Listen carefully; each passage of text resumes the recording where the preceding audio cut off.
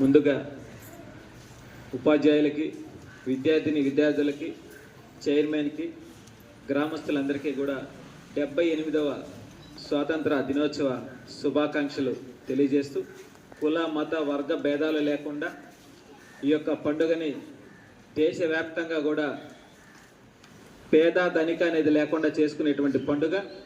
ఎంతోమంది త్యాగమూర్తులు వాళ్ళనందరినీ కూడా ఈరోజు స్మృశించుకోవాల్సినటువంటి రోజు. ఆనాడు కల్మషం లేకుండా బ్రిటిష్ వారిని తరిమి కొట్టడంలో భారతీయుల యొక్క ఐక్యత, ఐకమత్యం, దేశభక్తి ఇవన్నీ కూడా నేడు యువతలో, బాలల్లో ప్రోత్సహించే విధంగా మనం అందరం కూడా కృషి చేయాలి.